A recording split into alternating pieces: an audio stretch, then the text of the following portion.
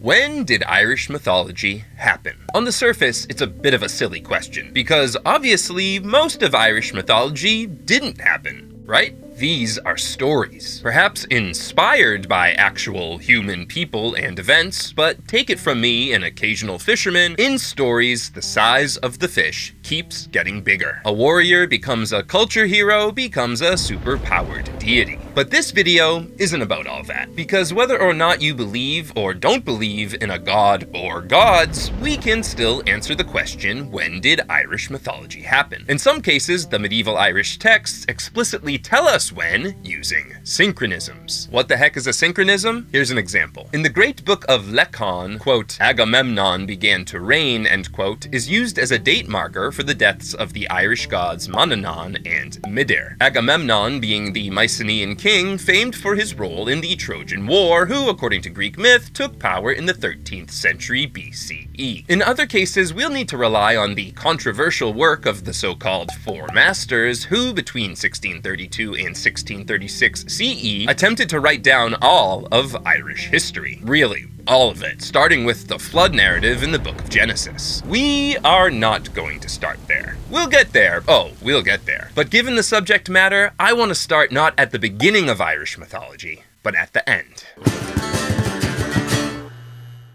The year is 1014. Brian Boru has just kicked some serious Hiberno Norse butt at the Battle of Clontarf, earning him the unofficial title of the man who drove the Vikings out of Ireland. Unfortunately, he did not survive the battle to enjoy that accolade. Boru was born in Killaloe in what is now County Clare, and ascended to the High Kingship of Ireland in the year 1002, after building an army that united soldiers from Dublin, Leinster, and Munster. Of course, we're pretty firmly on the history end of the history mythology spectrum here, but things definitely start to get squishier as we follow the High Kings list back to Loigera MacNeil, who infamously tussled with St. Patrick, or so the story goes. To quote Murchew's 7th century hagiography, Vita Sancti Patrici, the life of St. Patrick, there was in Ireland a certain great king, a fierce and heathen high king of barbarians, reigning in Tara, which was the capital of the kingdom of the Irish. He was Loigera by name, the son of Neil, who is the ancestor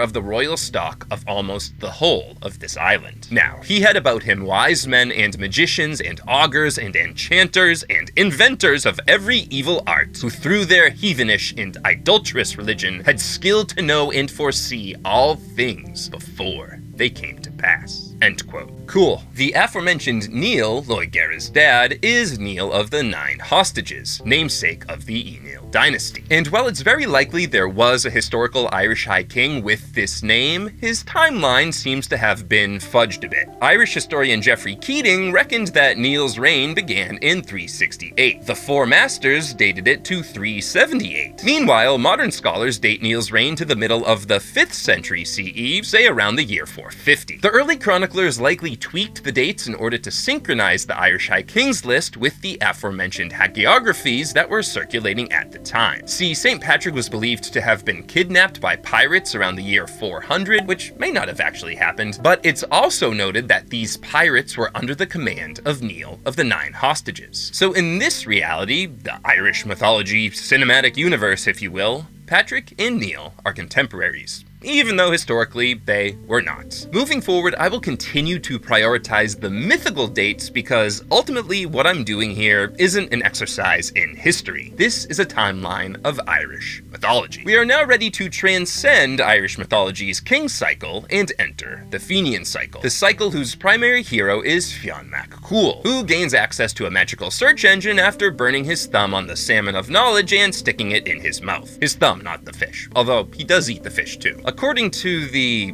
internet, Fionn, who originally went by Devna, was born circa 225 CE, but take that date with a large grain of Irish salt because I cannot find any source material to support that date and hesitated to even include it. What we do have is the Four Masters putting Fionn's death at 283 CE. although according to Irish historian Seamus McManus, quote, he must have died some years earlier, end quote. We know from stories like the boyhood deeds of Fionn and the pursuit of Diarmid and Grania, during which Fionn appears as an old man, that nearly all of the events of the Fenian Cycle occur during the reign of Irish High King Cormac Mac Art, which in theory should make it easy to date the Fenian Cycle, but in practice, yeesh. The Annals of Ulster say Cormac's reign lasted until his death in 366, which is weird because the Four Masters say his reign lasted from 226 to 266, which is also weird because Keating came up with 204 to 244 for Cormac's reign. Meanwhile, one version of the Yaur Gabla Érenn pegs his reign to the reign of Marcus Aurelius, the Roman emperor, which lasted from 161 to 180. So what am I gonna do with all this? The Yaur Gabla Érenn dates are the oldest, but the synchronism with Marcus Aurelius's reign, while seemingly helpful, isn't supported by modern scholarship. The safe bet, let's just do what everybody does and say that the Fenian Cycle is set in the 3rd century. A century that begins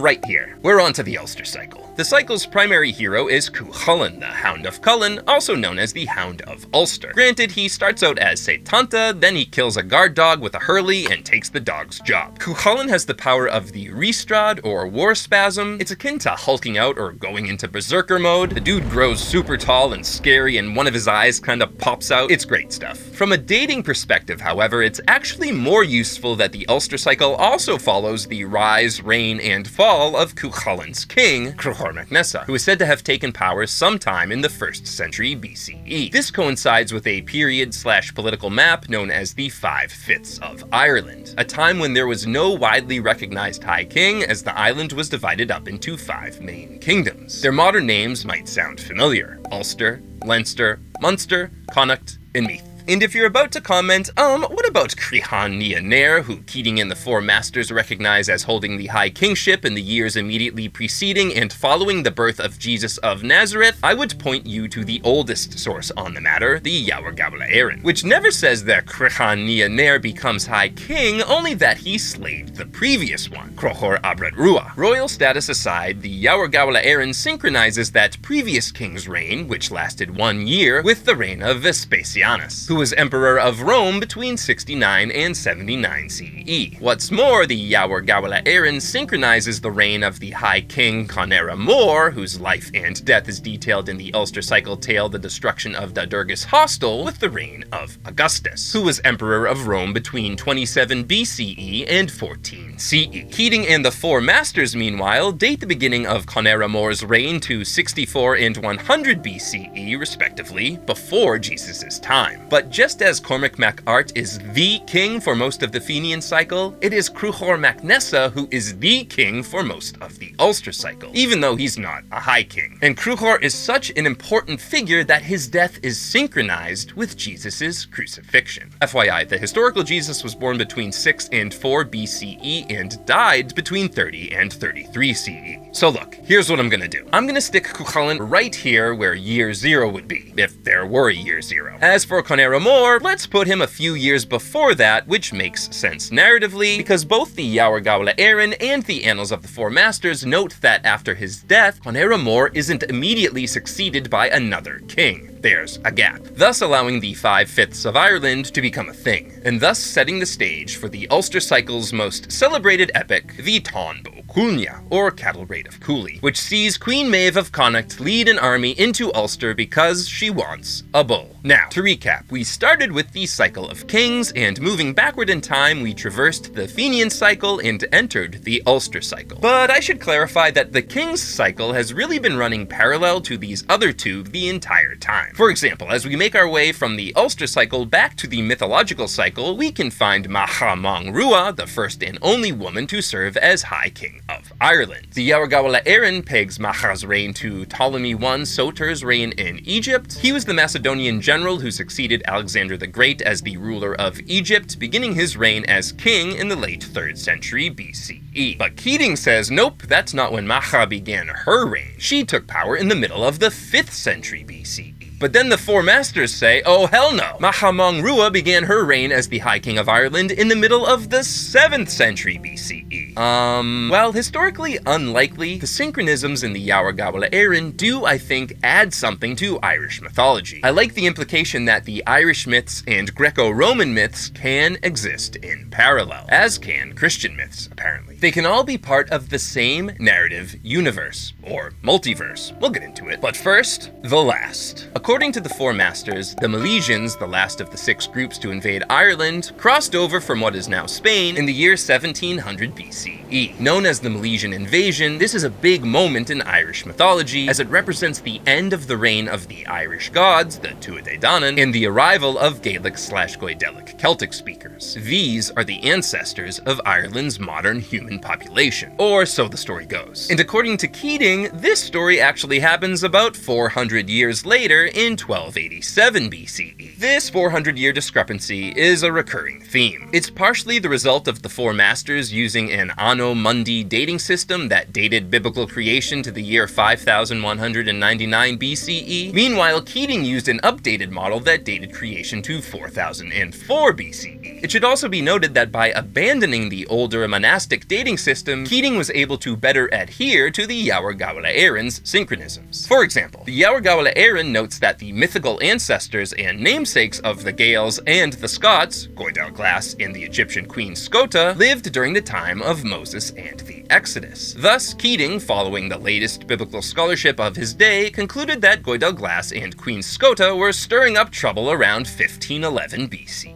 But wait a minute, didn't the Four Masters say that the Milesian invasion happened 200 years before that in 1700 BCE? That doesn't make sense, because there are no Milesians without Goidel Glass and Scota. Look, that settles it. We're going with Keating moving forward, by which I mean backward. Back to the time of the gods, the Tuatha Dé Danann, who famously serve a final defeat to Balor of the Evil Eye and his band of monstrous marauders known as the Fomorians at the Second Battle of Macha, which Keating dated to 1470 BCE. The First Battle of Macha, which sees the Tuatha Dé Danann risk life and one very important limb in the defeat of Ireland's previous inhabitants, the Firbolg, takes place in 1447 BCE. And since the Firbolg only ruled Ireland for 37 years, we can calculate that they take power in 1484 BCE. Nemed arrives in 1731 BCE, but his people don't last too long either, with many of them getting killed by the Fomorians. Some escape to Greece, eventually giving rise to the aforementioned Firbolg. Before Nemed, we've got Partholon checking in the year 2061 BCE, 22 years before the birth of Abraham. No, not that one. Kesser and her crew are the first to settle permanently in Ireland, circa 2361 BCE. She is presented as the granddaughter of Noah. Oh, come on. But Kesser and her family are not allowed onto the ark, so they head out to sea, way out to sea, in search of a sinless place where they can weather the approaching storm. And they end up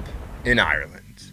Then everyone dies, except one dude who can shapeshift. And that's Irish mythology in a hazelnut shell. Just watch this video backwards and you can see it unfold in chronological order. To reiterate, this is not a historically accurate or archaeologically accurate timeline. It prioritizes the dates that best fit the Irish myths. For example, a timeline showing the true duration of human settlement in Ireland would need to go back tens of thousands of more years to the Paleolithic or Old Stone Age. And let's not forget that many of Ireland's most impressive megalithic monuments were constructed in the Neolithic or New Stone Age. Newgrange was built around 3200 BCE, the Loughcrew Cairns around 3300 BCE, the Carrawheel Tombs around 3500 BCE. For context, the Great Pyramid of Giza wouldn't be built until around 2600 BCE. And yet, according to Keating, the island of Ireland was void of human activity until 2361 BCE. What's more, many of the biblical events that are used as Irish mythology's key date markers have never been proven to be historical. So what we're left with is an Irish mythology that collects only a small storytelling snapshot of an island with an incredibly long history. The case can and has been made that Gaelic mythology, or Goidelic mythology is the more accurate term, as the myths that would be preserved by the Christian scribes were originally told in the Gaelic/Goidelic Celtic tongue. And there appears to be some connective tissue between the Gaelic pantheon and the pantheons of other Celtic speakers. Granted, it is also possible that some of the myths that originated in Ireland could have been developed under the Bell Beaker culture that preceded Gaelic culture on the island. Regardless, what's clear is that the island's Stone Age monuments helped shape Ireland's mythological universe. These monuments became the homes of the Irish gods, the Tuatha Danann. And some folks believe these gods are still there, living on as the other crowd, the Irish fairies. If you want to pay a particular Irish god/fairy a visit, boy have I got the map for you. And if you enjoyed this video, please leave a like, and one of the best things you can do is subscribe. That really helps. Drop by irishmyths.com to download free copies of my Irish Mythology timeline and Irish Mythology map. As always, my name is I.E. Kneverday, editor of the Celtic fantasy short story anthology Neon Druid, and creator of the Irish Myths and Folklore in Film YouTube channels.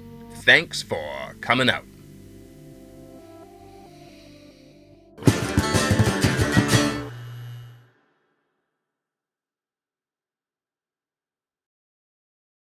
Cool.